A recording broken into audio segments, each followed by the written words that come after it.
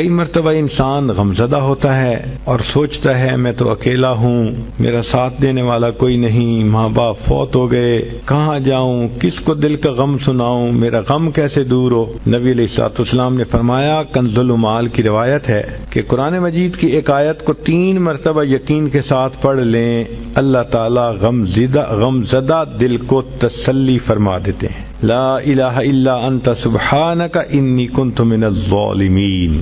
کتنی مختصر سی آیت ہے اور اکثر بچیوں کو یاد بھی ہوتی ہے۔ اس آیت کو 3 مرتبہ پڑھنے پر اللہ تعالیٰ انسان کی سیڈنس ختم کر دیتے ہیں، غم ختم کر دیتے ہیں، دل کو خوشی عطا فرما دیتے ہیں۔ کئی لوگوں کو دیکھا کہ بیمار ہوتے ہیں، کبھی ہسپتال کا چکر، کبھی ڈاکٹر کے پیچھے، تو نبی علیہ الصلوۃ والسلام نے ایک حدیث پاک میں فرمایا، اس حدیث کو مسند احمد نے روایت کیا اور طبرانی نے روایت کیا کہ جو شخص فجر کے بعد 3 مرتبہ یہ دعا پڑھ لے، اللہ 4 مرضوں سے اس کو نجات عطا فرما دیتے ہیں۔ امید ہے کہ مستورات توجہ سے یہ بات سنیں گی اور اس کی اہمیت کو ذرا سمجھیں گی کہ جو شخص فجر کے بعد 3 مرتبہ یہ آیت پڑھ لے تو اللہ تعالیٰ اس کو 4 بڑے بڑے مرضوں سے بچائیں گے۔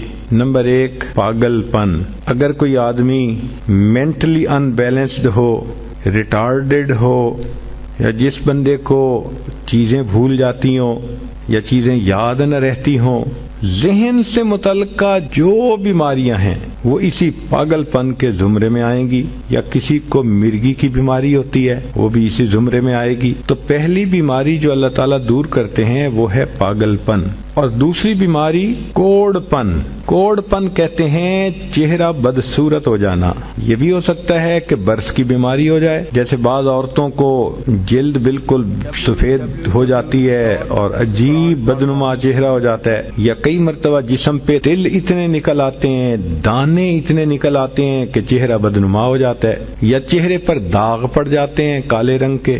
تو چہرے پہ داغ پڑیں، چہرے پہ دانے بنیں، یا چہرے پہ برس کے نشان پڑیں، کوئی بھی چیز ہوگی وہ اسی کوڑ پن کے زمرے میں شامل ہوگی جس سے کہ چہرہ انسان کا بدصورت ہوتا ہو۔ یہ بیماری بھی اللہ دور فرما دیں گے۔ اب جن بیچاریوں کو بیوٹی پارلر پہ جانے کا شوق رہتا ہے اور اپنے فیس پہ پتہ نہیں کیا کیا پروسیس وہ کرواتی ہیں، تو ان کو تو چاہیے کہ وہ اس آیت کو یا اس فکرے کو بار بار پڑھیں تاکہ اللہ تعالیٰ ان کے چہروں کی خوبصورتی دیر تک سلامت رکھیں۔ اور تیسری چیز ہے اندھا پن۔ اندھے پن سے مراد یہ کہ آنکھوں کی بینائی ہی چلی گئی، یا آنکھوں میں موتیا بند آ گیا، یا آنکھوں پہ اینک لگانی پڑ گئی۔ یہ سب ایک ہی بیماری کی تفصیلات ہیں۔ تو جن کی نظر کمزور وہ بھی پڑھ سکتی ہیں، یا جن کو لینز لگانے پڑتے ہیں، کنٹیکٹ لینز صحیح یا کوئی اور، اس مصیبت سے بھی جان چھوٹ گئی، اور جن کی بینائی چلی گئی اللہ ان کے لیے بھی آسانیاں فرما دیتے ہیں۔ تو پاگل پن کی بیماری ختم، کوڑ پن کی بیماری ختم، اندھے پن کی بیماری ختم، اور چوتھا فرمایا فالج کی بیماری ختم۔ فالج ایک تو ہوتا ہے کہ انسان کا ہاتھ یا پاؤں کام ہی نہ کریں، اور ایک یہ بھی ہوتا ہے کہ اتنی ویکنس کہ عورت کہتی ہے مجھ سے تو کھڑا ہی نہیں ہوا جاتا، میرے پاؤں سن ہو جاتے ہیں، میرے ہاتھ سن ہو جاتے ہیں۔ یہ ساری چیزیں کمزوری اور فالج کی ابتدائی سٹیجز ہیں۔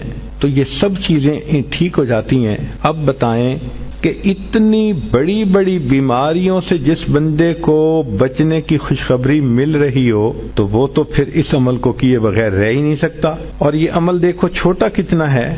وہ جو فکرہ فرمایا حدیث میں وہ ہے سبحان اللہ العظیم وبحمدہ ولا حول ولا قوت الا باللہ۔ اتنا سا فکرہ پڑھنے پر اللہ چہرہ بھی پر نور بنا دیتے ہیں، میموری بھی تیز کر دیتے ہیں، اللہ تعالیٰ بینائی بھی تیز کر دیتے ہیں، اور اللہ تعالیٰ جسم میں طاقت بھی بھر دیتے ہیں۔